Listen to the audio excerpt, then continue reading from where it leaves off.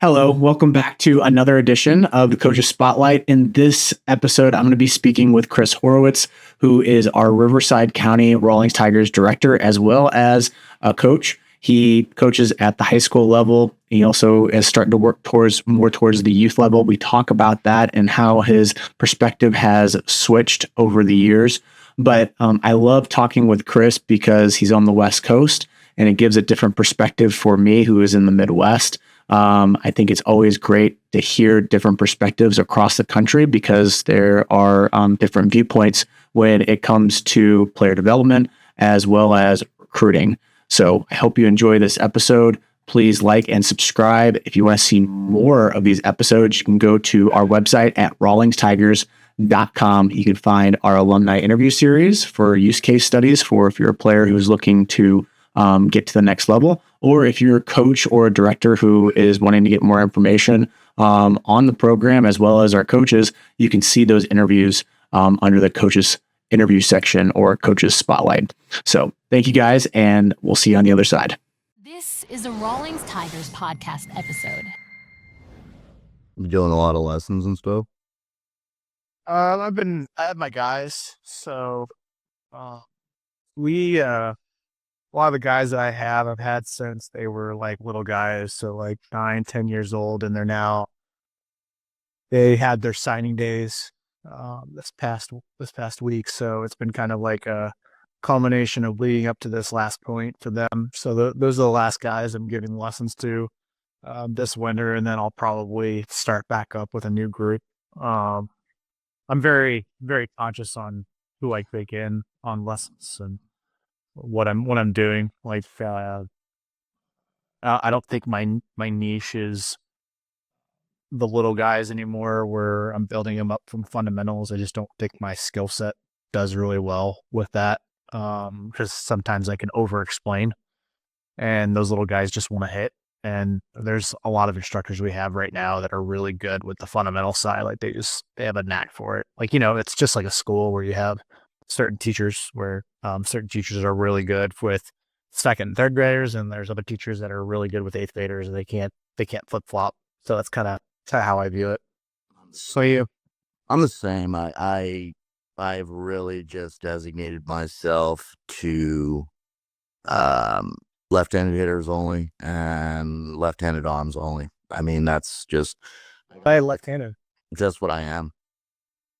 Oh, really? Yeah, so I just focus. I mean, I know it is so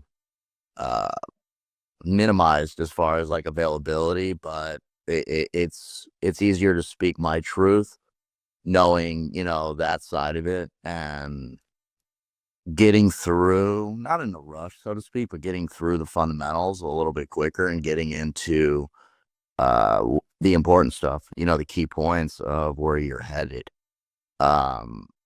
I don't touch anything less than 14, typically 15 to 17. I don't do 18-year-olds, because by that point, if you're not on somebody's radar, chances are, it's time to hang it up or try the JUCO route. And JUCO out here is tough, man. You got 6 programs within an hour. And those guys just show up blindly, and it's like, do I want to put my name to that? Probably not. Where guys that'll be with me 3-4 years in a process, they're turnkey and ready to go, and then show up in the program and just just fit in, essentially just fit in. So do you think that's like, we're recording, by the way. I don't know if you want all that in there. That's fine. Do you feel like that's just how like your coaching style is, that you lean more towards those types of guys, and that those are the guys that you really want to focus on? Is that kind of what your thought process is? I want the committed guys. I want the guys that are going to look at me away from their parents, on the field, off the field, and say, look, I'm hungry, and tell me what I need to do, and I'm going to go do it. I mean, like, committed guys is not like committed, like they're committed to a college, but more committed to the craft, and they're starting to become more obsessive about it.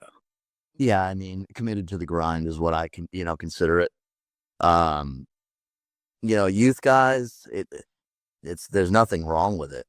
They're a hobbyist. That's what I categorize them as. You're 11, 12 years old. And I can speak on this firsthand because my son's 12 years old.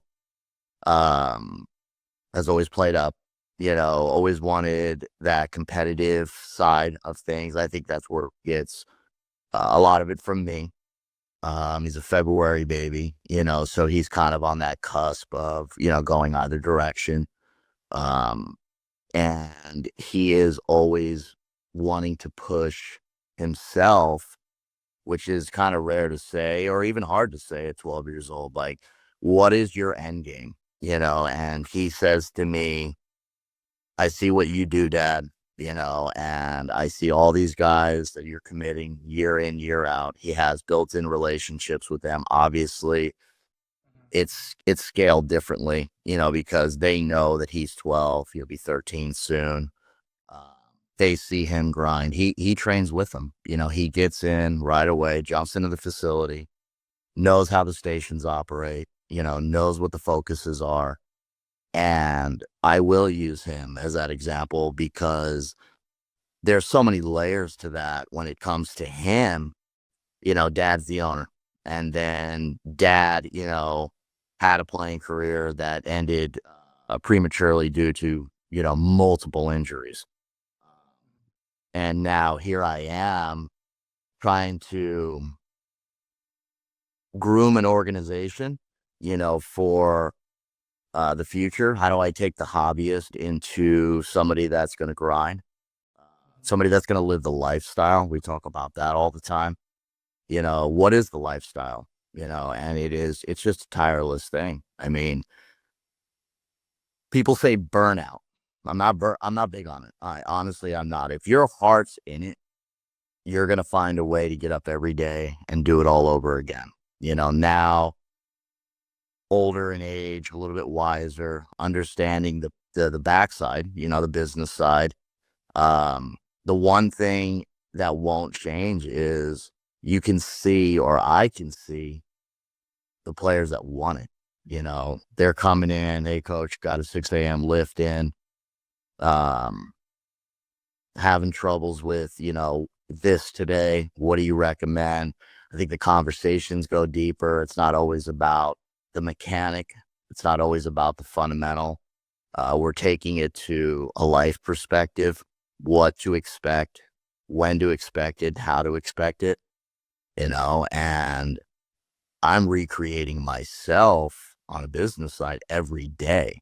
But the game for me, it doesn't change. This is how I was taught. This is how I'm going to relay it, and you add, I guess you can call them like fancy verbiages, or catchphrases, trigger words, different things like that, where a player will go, oh yeah, I know exactly what he's talking about. But it's my job to distinguish, does a 10-year-old understand that? No. Does a 16-year-old? Probably, and now we need to reinforce and reinforce and reinforce, great example. I mean, I could relate to you on this, Tommy Croc, product to me, like 100% product to me. And he was very hard for me because he was during an era where I did handle some right-handed hitters and I gave them some key points and things of that sort. But I'll never forget the day that he came to me at 15 years old and he said, look, I want to rest all my eggs into your basket. I want you to teach me how to hit. I want you to teach me how the game operates. I want to get the IQ and I want to go play college baseball. And I had to take a hard step back and go, okay, am I capable? Yeah, I believe that I was capable, but with every skill set, probably not, and he came down to you and you saw what you saw and you saw little details in there, that you made adjustments on. And we've talked about it in detail. And so what did you think? He said there was a lot of knowledge. There's a lot of knowledge coming out of that, but he's 19, 20 years old now, so he's going to understand that better, and going to a 10-year-old, it's not going to translate. And I know that. I'm self-aware. Yeah, I feel like there's certain instructors that are really good with that age group where they make it fun. And that's another, like we had this conversation on a podcast of like the whole term daddy ball. And I don't like the term whatsoever. I don't know how you feel about it. And you could probably push against me on it, but I don't like it because there's a point where you want your dad to be involved to a certain degree, especially at the youth level, because there's a bond there that can't be duplicated if you have a paid coach at the 10, 11, 12 years old. And it becomes more of a professionalism, which I don't think uh, that age group, we should be worried about it being professional and a professional in a contract sense, not necessarily how you handle your business or how you approach your team. Because I think there's a lot of dads out there that do a really good job of like taking a professional approach and making it fun for the kids. And I think that's where it comes down to is you have to have fun, and to kind of use your term, going to being a hobbyist to then making the decision of, okay, I want to actually get paid to play, which in college, it's no matter if you're getting a scholarship, academic scholarship, or you're getting NIL money, you're being paid to play. And then when you get to the professional ranks, that's literally you are getting the dollars for entertaining people at the stadium. So I just I think there are levels for this. And sometimes we as coaches as a whole kind of forget that. And I think each coach has their perfect niche. And it's a matter of trying to figure out like what that niche is. Like, is my age group this or is my person this? And I think you set up pretty well on like, hey, I focus on, well, you went even more specific than I am, left-handed bats and left-handed arms. I feel like I can do both, but not necessarily from the pitching side. I'm not really great with pitchers, but definitely from a hitting side, I feel like it's pretty much the same in my head. When teaching them, there's some few nuances, but also I was a switch hitter, so I'm able to relate. Yeah, and to kind of go expand on what you had said on the daddy ball thing, 2 months ago, we'd probably be having a totally different conversation, and I would be pushing against it, and now I'm starting to see me, the face of the organization, the guy, right? And every kid, we're trying to establish an 8-year-old team right now. And, those kids see me come in and it's like the glow of, the guy coming through the door. And, when are you going to teach us? And I'm like, ish, not anytime soon, because they fall under a platform right now that has been created, amongst myself, other staff and coaches where, we kind of came up with the 3 F's. It's fair, firm, and fun. Keep it fair, be balanced about the approach, teach them the definition of fair when it comes to baseball. The firm is teaching moments, and you want to impact them in that moment. And I have that conversation a lot with where do you learn, and people are like, well, you can learn in games. And I'm like, yeah, it's going to be tough because everything's moving and it's not slowing down. And we're on a clock. We're not even playing innings anymore. It's like you got an hour 45, you got to figure it out. And some coaches have a real knack for finding those teaching moments in the chaos, the chaos of the game. But a lot don't. And I've learned that, so what I kind of said to some of my guys at those super young ages is I'm like, look, take those firm moments, turn them into fun. And then let's go back to firm when the game ends and everything slows down, where you can go individually and you can talk, and you can try to teach. And kind of to circle back to what I was saying, when you made the comment about daddy ball, I'm active now with my son's team, 13U.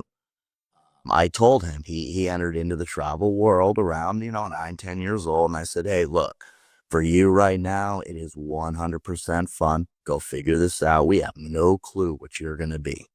We know that you throw right and hit left. That's what we know. Okay. But we have no clue how you're going to develop. We don't know how quickly you're going to scale, and we don't want to put you into a situation where you're going to fail more than the game is already going to make you fail. You can't control 100% of those outcomes of failure. It's so cliche, man. I mean, 3 for 10, you're a hero. I get it, but how do you raise the bar, and how do you try to achieve it? Because I'm the guy and I am so deeply in love with college baseball. I love the MLB standard. I get it. It's business for sure at that level, the kind of monies that are being thrown around. But man, I'll tell you what, the collegiate level, it is so hungry, and now you touched on it, NLI money and these guys. And I'm like, for a minute here, take a step back. Okay. Your Dylan Cruzes of the world, your Paul Skeens of the world. Would you pay them? Yeah, I would. Absolutely. Those guys are absolute powerhouses because the cliche, Dylan Cruz, right? Go 3 for 10 and you're a hero. You're going to see a future.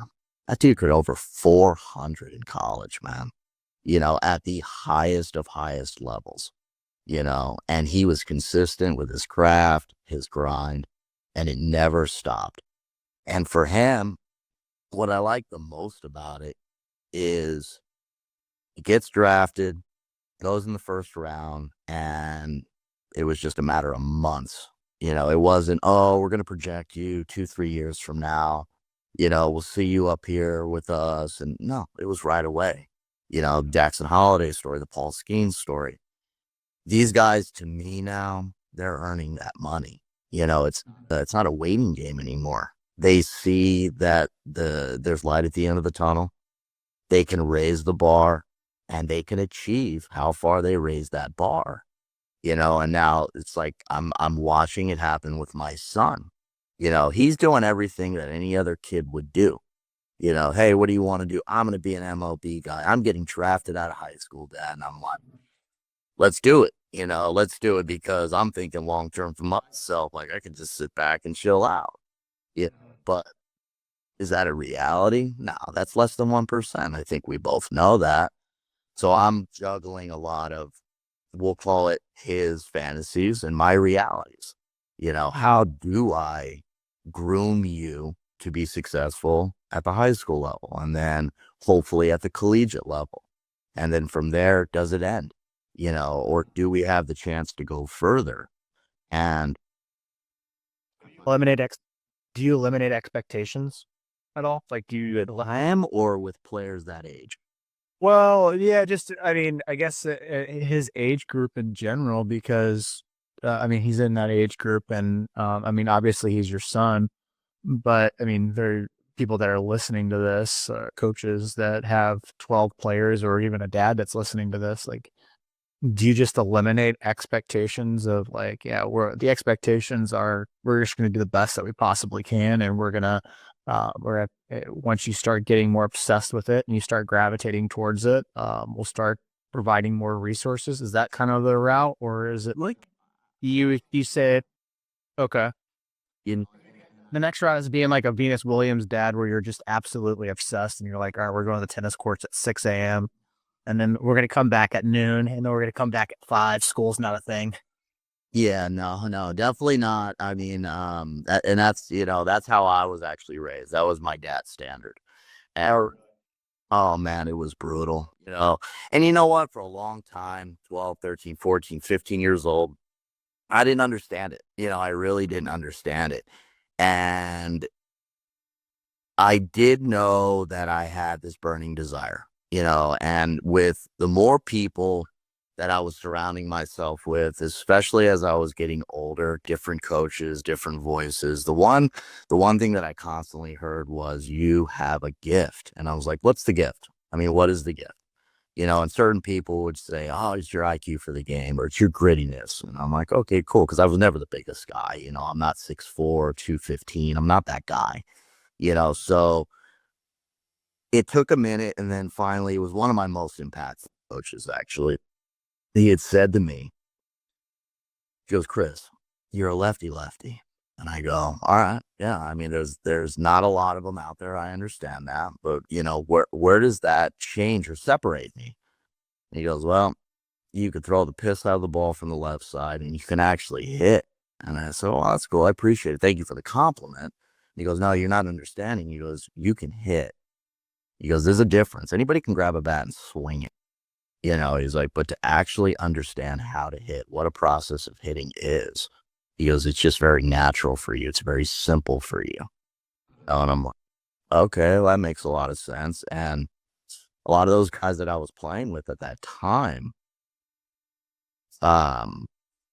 recruited for college. A few of them got drafted, and they were mid to high 80s at 16 years old. By the time they got to 18, they were low 90s. And now I see it today where I'm like, everybody chases social media. Look at so-and-so, 91, 93 on the mound. And I'm like, you know what? I know what that looks like. I know what that feels like. And I experienced that at a very young age. And that's when it really clicked with my dad, with the push, the push, the push. Let's go, let's go, let's go. And I was like, okay, now that makes a little bit more sense, because your average arm at 13 years old is going to be, I don't know, 65, 68. There's no off speed and everybody's having fun, right? My expectations of that age or the team that I'm coaching or my son, bundle it all together. They need to learn, okay? And then I look for the light bulb moment. And when the light bulb moment happens, I'll pull that player to the side and go, okay, I can kind of see that you're trying to take this a little more seriously. I'm not going to isolate them. I'm not going to treat them any differently. I'm not going to favor them, but I'm going to give them a little more, we'll call advanced knowledge. Okay. And I'm going to say, hey, think about it like this, or see the game like that. And you're going to continue to separate yourself from the pack, and I mean, old adage, cream rises to the top. And then all of a sudden, if you got 6 or 7 of those guys over the course of time, especially when you got time with them, 3, 4, 5 years, there's your stud. It turns into the stud, it turns into the guy, the dog, and it's like, oh man, did you see, Spiker was out there doing his thing in Missouri, and he's capturing all these moments. And you see this trend of Rawlings Tigers players, let's use Jaws' kid. Kid can absolutely rake. And every time I see a video of that kid, it's like, yep, here comes a really big moment, and bang, it happens. And you're like, no surprise to me, because he is just so talented when it comes to that, so process over time, I think is fair to say, and let them kind of separate themselves, because I think a tipping point, 14, 15 is that tipping point. Are you going to get all in? Are you going to dive in? You're not going to touch the water. You're going to go, and if you go, now I can really do my job, and I'm going to give you all the pros and all the cons that I know. Okay. Because it's not all unicorns and rainbows. And we know that, from a playing experience. It's, just because we see these wonderful moments on social media, the grind behind the scene, off the camera, it's rigorous and it's not fun. It turns into a job, and you have to find ways to create fun in that environment. Do you think that there's an argument for players that don't know yet to keep on staying on the ladder? Like at 15, 16, 17, they might be, because each person matures differently from a body perspective, but also matures differently from a mental and emotional perspective as well. Do you think there's an argument there for players to continue to play club baseball all the way from 15 to 16 to 17 to 18 just to see what happens? Yes, because I think you touched on a key thing that I do have a separation in my mind about. Okay, the West Coast is a little bit different than the Midwest. Okay, club baseball out here, low level fun. Okay, a little bit of competitiveness in there, and then you have organization. Organization, Rawlings Tigers. There's plenty out there, Canes. They're going to create an environment, or I'm going to continue to create an environment that if you want to stay in that hanging onto the ladder type theory, there's a place for you, especially at 15, 16, 17, 18. Okay. But when you start putting specific players into a situation or on a platform that requires major travel and you're chasing talent, you're chasing events, and we, as a society in baseball, we can thank the PBRs and the PGs and all those guys. They've done a wonderful job. They've created a separate world of opportunity for the quote unquote elites, the high level guys. Yeah, They're going to go run out. it's an outlet. That's a really good way of describing it. I've never heard that described that way. But yeah, like they've created this outlet that has been able for players to uh, be seen at a higher rate than what was in the past. Absolutely. I mean, you have a 16, 17-year-old kid posting a TikTok and he's getting 10,000 plus hits. He doesn't even know what's going on. He's just out there playing and doing his thing, doing what's inside of him that is a passion for him, because that's a big word. When you start jumping into a WWBA or a summer championship with PBR, it's a passion now. I mean, what you're showing up for. And social media is taking care of all of that for us. What I hope it does, and this is a big part of what we do at the high school levels, when you're talking about those guys just kind of hanging on, okay, they don't quite know. When you see somebody that walks in and out of my building 2 to 3 times a week, and you're like, hey, man, how was Georgia? And this player just runs it down. Oh, man, it was just a blast. We played so-and-so, and we did this, and all these things transpired. I'm hoping that the player that's asking that question will say he's still stuck in the hobby category, is going to go, why am I not there? What do I need to do? Because it's my biggest gratification to turn the hobbyist into the lifer. And if that happens, and it happens quite often for me, all of a sudden, you see this fire lit in a player that's only doing the 2 to 3 days a week. And I say to all my guys, especially high school ages, this building is here for you. Show up. Show up, and you have routines, throwing programs. You can hit. You can watch film. You can film yourself. We got analytics. We got metrics. Whatever you want to do, this building can facilitate it for you. And all I'm asking you for is X amount of dollars a month, and you're on an unlimited type package, and a lot of them are like, oh yeah, that sounds great. But then you see the one and the fire gets lit and you're like, finally, because you see certain skill sets that are in there. It can be an athlete, but he's raw. He can have a bazooka for an arm, just doesn't know how to quite use it yet. He can absolutely dominate with the bat. He's a small ball guy and he can hit the long ball too. And you're like, perfect. Because now with the more repetition, the more questions, the more conversations, the better and the more refined that guy's going to become. So let's run it out to 18. Let's see what happens. There's something to say for that, because we just got done talking with Kenny Piper, who's one of our alumni. I don't know if you're familiar with him, but he was with AAA with the Tampa Bay Rays this past season. He's one of their catchers. Hopefully be able to get a nod this year in the show. But he had a really cool recollection when he was 14, 15 years old. And he's like one of those top 1%ers. Like, he was obsessed with the game. But his parents came up to him and said, hey, we're going to give you the option, because we know that you love the game so much, but we're going to give you the option. You can go to this private school, which is where your brother went, or you can play for the Tigers, but financially we cannot do both. And Kenny literally had like 1 second thought and goes straight to the Tigers, like, Tigers, all in.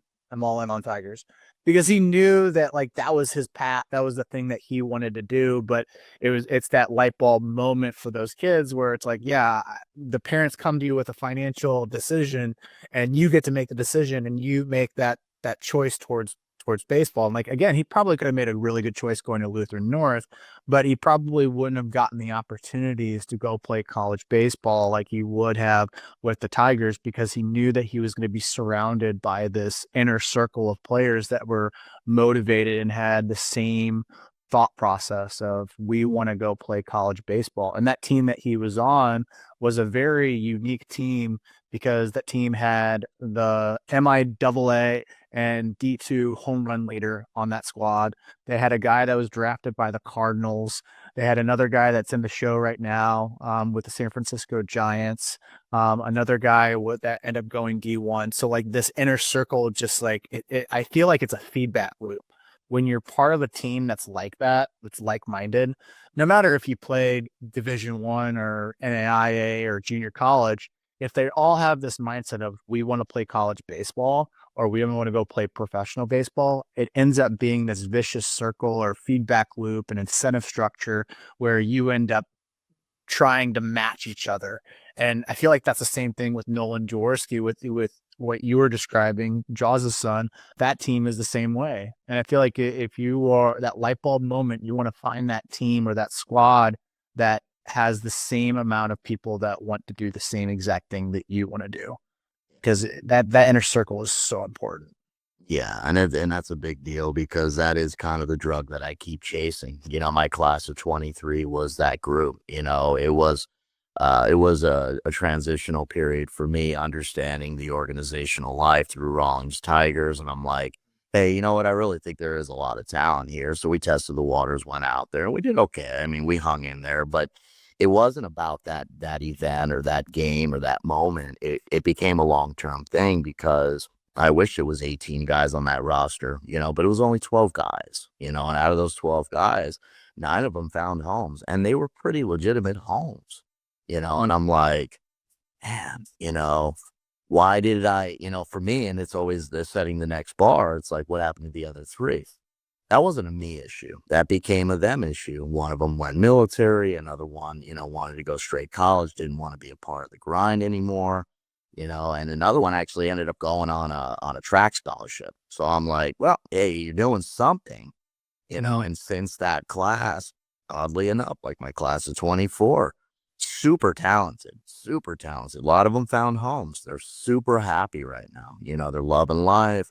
Got a couple out there in Missouri, got some Oklahoma guys, East Coast guys, they all stay in touch. We're all anticipating December. They're going to come home, but they weren't as tight as that class of 23. My class of 25, it tapers off even more. Class of 26, and here I am. I'm like, all right, Chris, I got to get this club back together. I got to get this crew, this one crew back together, because that is what motivated me, where you're always trying to learn something new.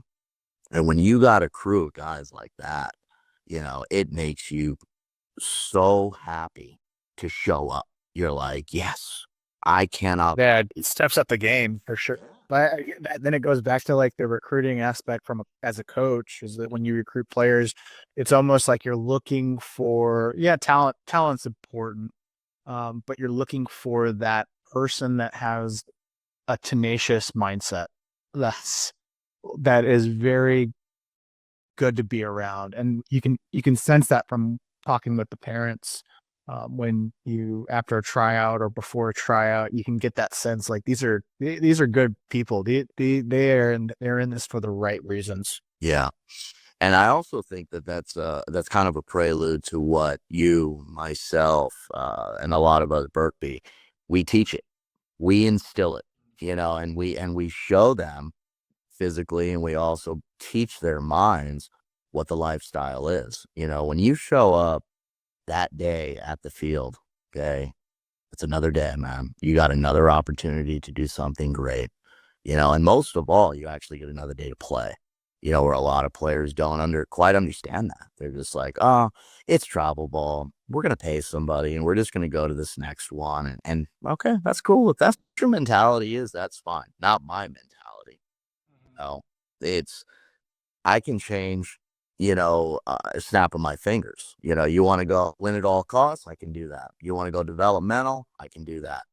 But I also have to understand that there's parameters to myself where it's like, oh, you want to go developmental? I'm probably going to lose my mind. It's going to happen. And I'm going to just take the high road and walk away because my competitive spirit's going to come out, and when you have those group of guys where you can share that competitive spirit and you're like, they understand me, I feel like that day was the biggest success, and recruiting, never easy, okay, but it becomes a lot easier because I can get on the phone with a coach that I know personally and go, look, this is a turnkey situation. Once he hits the gym, gets into your program, understands your process, he's going to light it up. And a lot of times those guys do. They really do. They come back with these crazy success stories. Hey, I got invited to soccer ball. And of course, I'm like, did you get invited to the COD?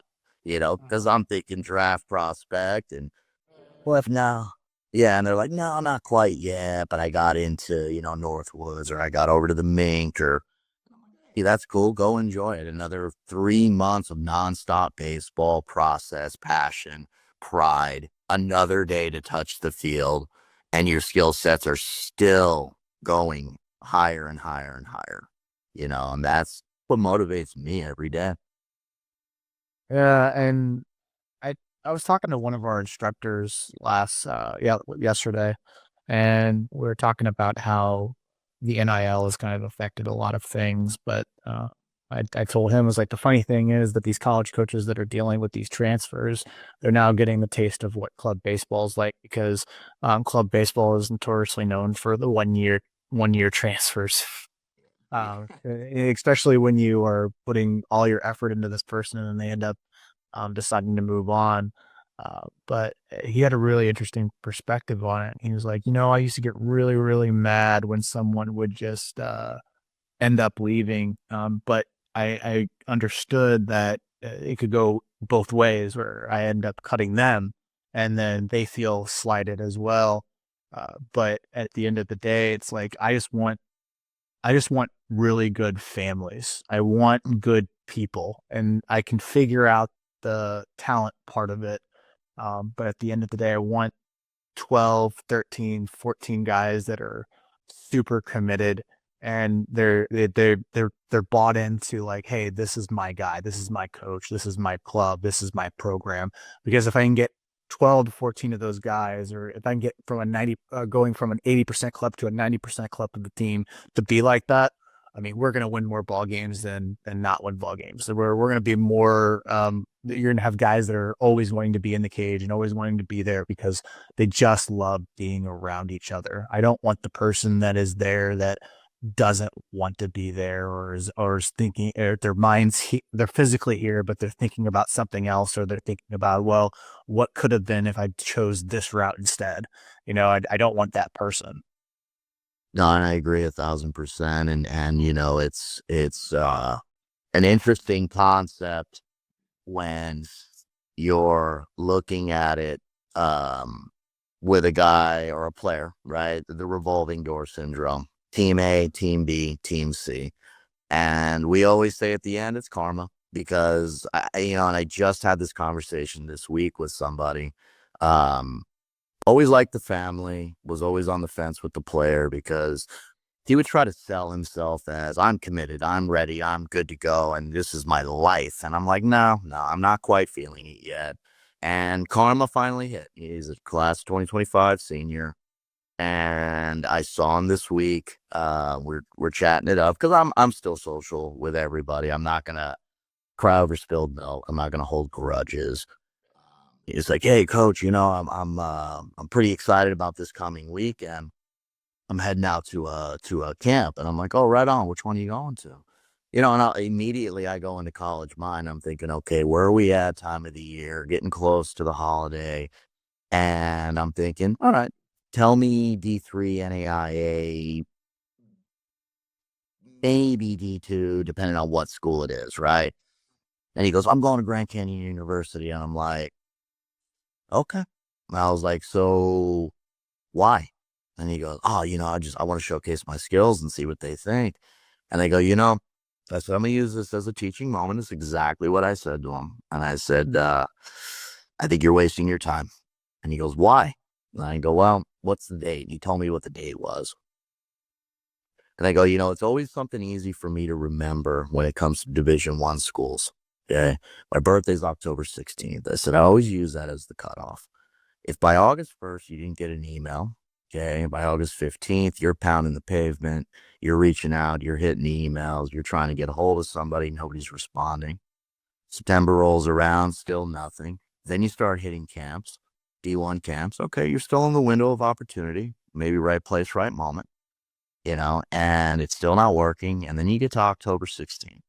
I said, it's over, man. I said, now, I'm sure there's a less than 1% chance, and I used a reference, Charlie Condon, okay, the Georgia thing. And I go, there's your less than 1%. Okay. I said, unfortunately, I don't think you're going to fall into that category. And all you're really going to do is work out. I said, I don't think there's going to be any decision makers out there. I said, because your recruiting class is done. It's probably been done. Okay. And you're chasing a dream where I wanted to educate you. I wanted to teach you.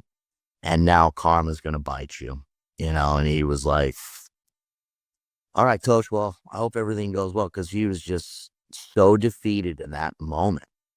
And that is something that is misconstrued out there.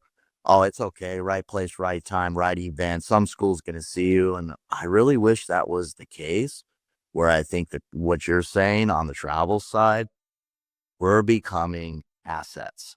Who do you got? Why do you have them? What can you tell me about them? Because I have 15 solid guys that I love to death and I love their families. And then I'm working on the rest. And if I can get more to pick up the rear, we're going to be stronger and stronger and stronger, and it's my job to not send this massive project to a school and go, hey man, there's a lot of upside. I hope it works out. But he has no clue what's going on. He doesn't know what recruiting is. And he's asking me and begging me to do this for him. So I'm just going to do it as a favor. Like, I would never do that.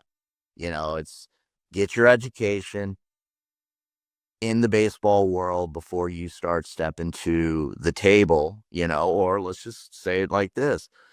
Don't come to a gunfight with a knife. It's not going to work, and that is how I've separated myself in my immediate area. Yeah, that guy's probably a good coach and he can take you to some of these events, but if he has no clue what the other side looks like, then what are you investing in it for?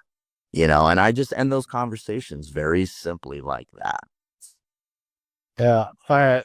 Would you say that if his approach was different, where he's like, I'm going to go to Grand Canyon University, and then you tell him like, hey, I just don't think that's a really good situation. Like, I feel like you're wasting your money. And then he came back. He was like, well, my plan is to go to junior college. I just want to get on their map and their radar to get my name out there. Would that be a better approach? If he came to me right away and said that, I would say, good idea. What is the junior college that you're anticipating? And he would say, well, that's why I came to you. And immediately I would say, go to Pima, because Pima is going to be a feeder into them. It's in Tucson. It's close by, and they are a powerful program, and that's where I'm wide open to educating further. If you have just common sense, come to me with common sense. Don't come to me with fantasy. Yep, that guy got picked up off of social media. Yeah, sure. Anybody that runs it up to 96 is probably going to get picked up, but you're not that guy. Let's just stay to your strengths, build off of it, and try to build this life that you're trying to create. And it's probably a good, like, another hack in recruiting process is doing that is actually going to these Division I camps after you've signed or you've committed or you have a lot of interest from junior colleges.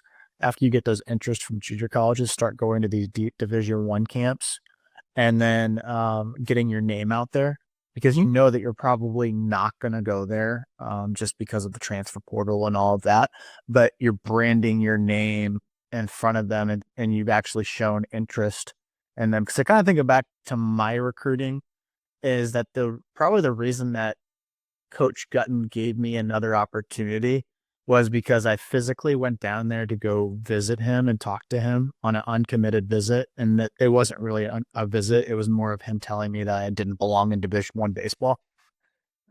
Uh, but I ended up going junior college, and he ended up seeing me again, and my name was so recognizable just because of the name Spiker.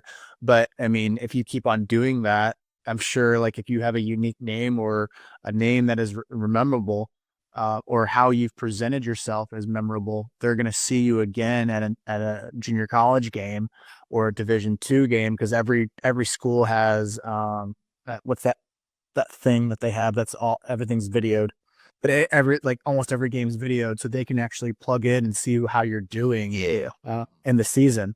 So I just think that's a hack that a lot of people don't think about, is like, let's go to a junior college, then after junior college, then let's go to these Division I camps or Division II camps, get our name out there.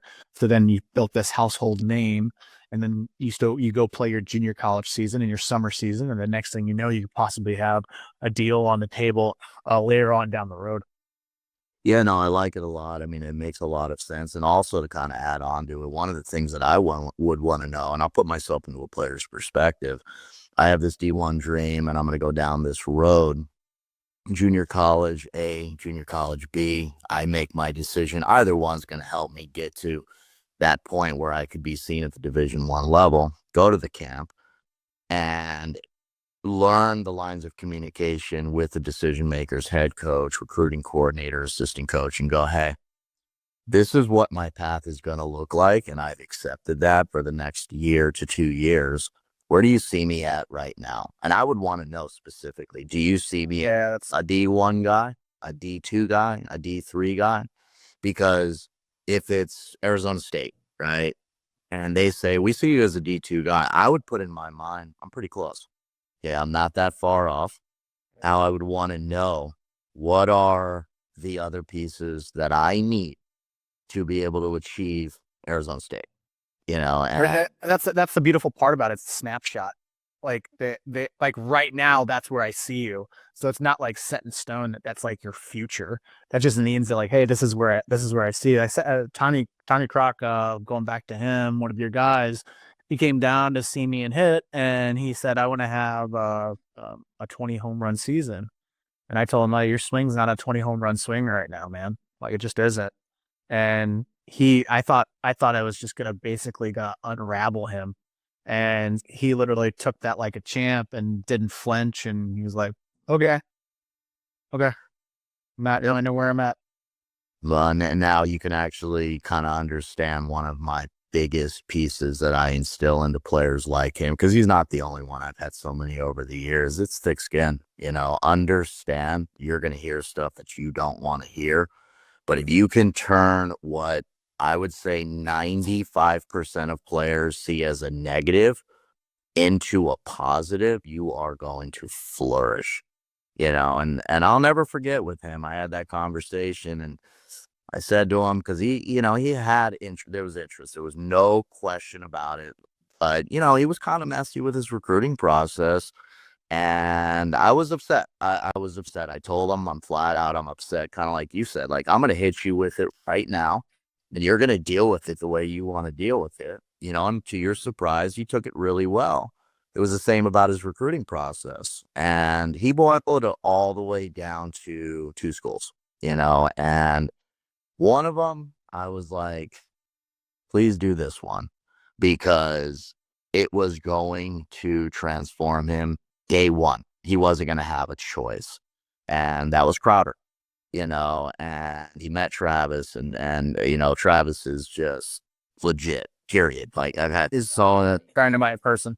Yeah, I've had so many conversations with him in season, out of season, and that guy is just, there's no secret as to why he is in the position that he's in, and why he is so successful with what he does, and Tommy was like, it's going to be tough. And I'm like, oh yeah. And I want to be, because I want to see how far you can actually be pushed, but he was honest. He said, you know what? I'm going to take his words were, I'm going to take the easy route. And I said, Well, it's never going to be easy. I said, but I understand what you're saying and where you're coming from. And he wanted stability. Go to a 4-year where you're wanted. Okay. Understand where you're at. And then you're going to be left to your own devices to figure it out. And we'll see where you're at. Since he's showed up where he's at, he's done well. He's done his thing, always getting good reviews and good feedback and a lot of positives coming out of it. It motivates him, but you can still kind of sense that there's a gray area in there. And I'm not a gray area guy. I'm black and white. Let's just, hit me with it and let's keep moving. And we'll see. We'll see what happens with him, but I think that's the end of the day. That's all the players really want is just honesty, because there's a lot of coaches out there that are I wouldn't say brutally honest. Brutally honest is a little bit too harsh, but being just honest in where you think they are because you've experienced the game, and letting them know where they stand. Because I've been coached by coaches that would just sell me the moon. And I've also been around coaches that were very brutally honest, and Coach Gunn was one of those guys that was super honest with me, and it actually pushed me to prove him wrong. And it ended up I didn't like him at the time, but then I respected him, and then I ended up loving him. So it's like it goes into that phases of. I think that coaches are sometimes worried that that the players won't like them. I feel like you have to just shed that off and say, I don't really care if you like me. I'm gonna be very honest, and I just demand your respect, and let's just see where the chips lie after it's all said and done. Like, prove me wrong. Like, I want you to prove me wrong, but I'm not going to pat you on the back when you don't deserve a pat on the back. yeah, I hear it all the time. Hey, coach, if I go take this D3 offer and I do super well, what are the chances of me transferring? I'm like, by all means, knock it out of the park, man. Show me that you can scale yourself that quickly, because you don't even know what you're walking into. You have this idea, you go do a visit, meet the coaches, see the facilities. That's not going to tell you what the whole story is going to be. What is the competition like, the weather, the demographic, the places you're going to be, and ultimately nobody's ever come back and was like, okay, yeah, I scaled beyond Division 3. I'm ready to go, Division 2 now. Most of them are very humbled and they're like, okay, now I understand what you were saying when you said you're going to put me where you're going to be the most successful, and that's where they pretty much stay all the way through.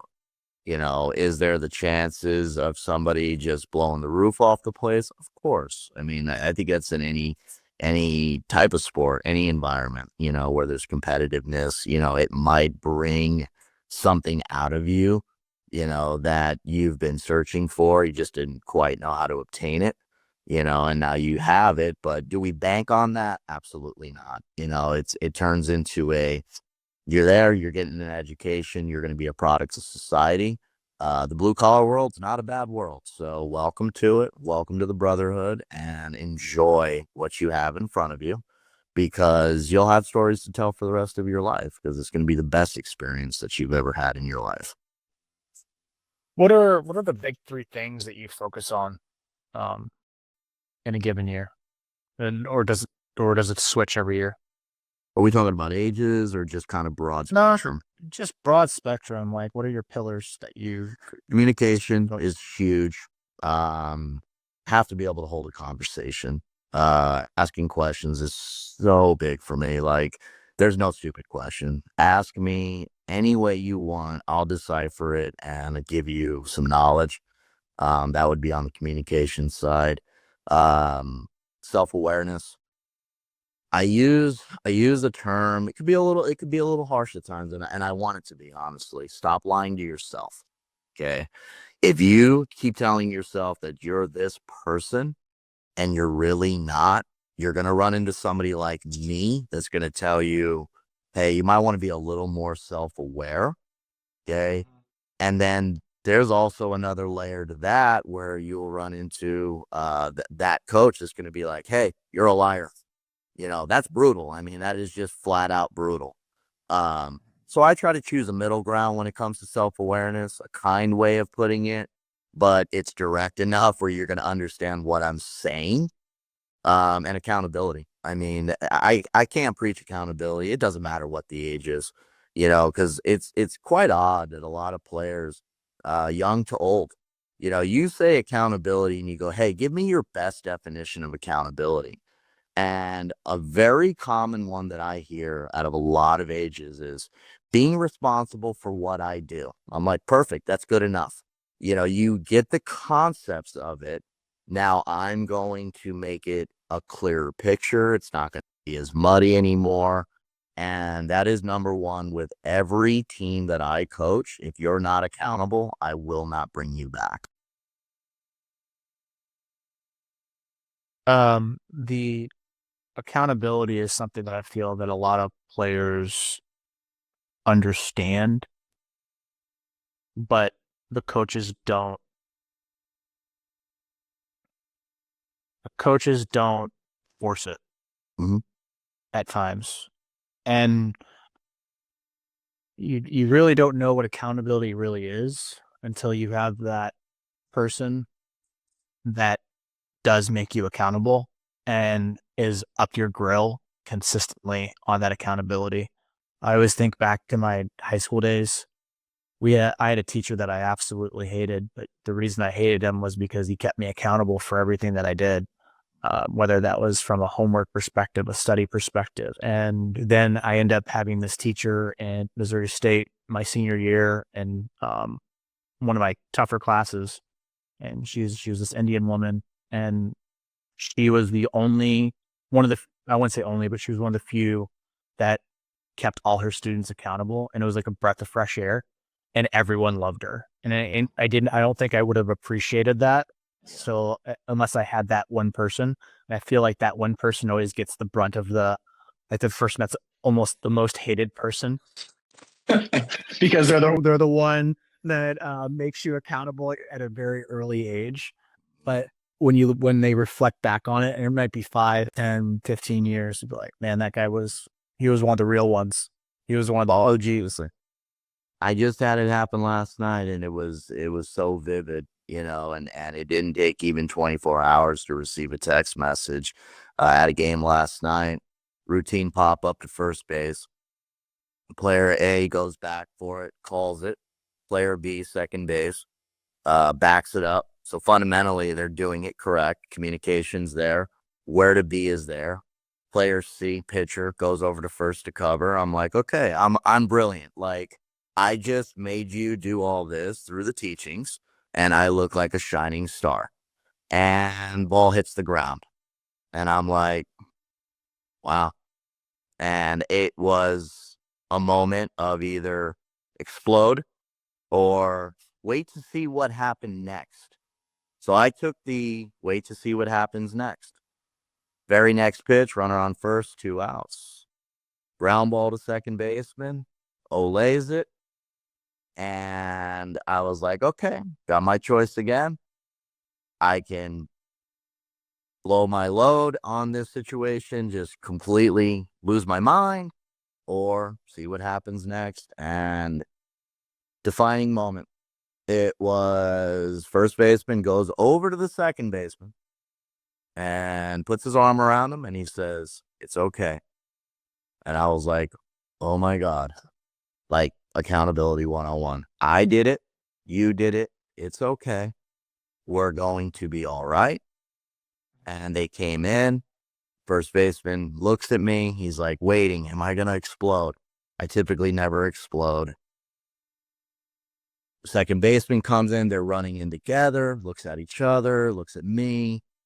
All I looked at him and said was, tighten it up. And then the next thing goes, the next inning happens, and I didn't care what the outcome of that night was, because that was the most accountable moment, that I've been a part of in a while. Like, it was refreshing. It was really refreshing, so I know what I'm doing and what I'm saying is impacting players. Like, I keep saying it and saying it and saying it. And we always say it as humans and as coaches. I'll say it till I'm blue in the face, and you have to understand me. And then you have to see the defining moments. And that was one of them. And I'm like, there's my motivation. You know, that's why I'm doing it. That's why people are always saying, keep doing what you're doing, because you are impacting. You may not realize it today, but maybe tomorrow you will, you know, and they're Oh right. yeah, sometimes we lose that. Sometimes we lose that aspect when we're in the middle of it, and then we don't get that because again, coaches are as incentivized as players. Players get the incentives by playing the game. Coaches sometimes don't get those incentives until later on down the road because I mean the game is just it's kind of like the thing that we're doing, but the thing that we love doing is actually showing that these players are learning skills that they can carry on. And I don't want to be a cliche on this, but I mean, it's very true. Is like, I love it when I see a player who is starting to become the thing that they wanted to become, whether that's a doctor, lawyer, or influencer, or a professional athlete, or a father of two, like, and they're excelling on it. And that's like the end all be all for me. It's not necessarily like it's cool when you put up video game numbers. Like it's awesome. Like don't get me wrong, I love seeing those stats. Like oh yeah, I was a little part of that. But uh, it doesn't get me going like getting phone calls from players like, hey, coach, it just had my first son. This is freaking awesome, you know? Or, hey, coach, I'm getting married. You have to be there. Like, whoa, yeah, I'm there. Yeah, definitely. Yeah. See if my suit still fits. Yeah. Man. So, Chris, man, this has been a great conversation. I'm sure we'll probably do it again at some point because there's a lot of other rabbit holes that we could have gone down from a teaching perspective, develop perspective, even going like into specific positions. But I really appreciate the time. No, I appreciate you, man. I love the brand, love everybody in it, you know, and any way that I can try to impact that myself or an individual, that's what I'm here for. You know, I've come to those terms, not chasing the trophies anymore, not chasing the rings anymore. Been there, done that. You know, it's not my time, it's their time, you know, so we're going to maximize on it, man. But this has been refreshing for sure. Like I needed this. So appreciate you.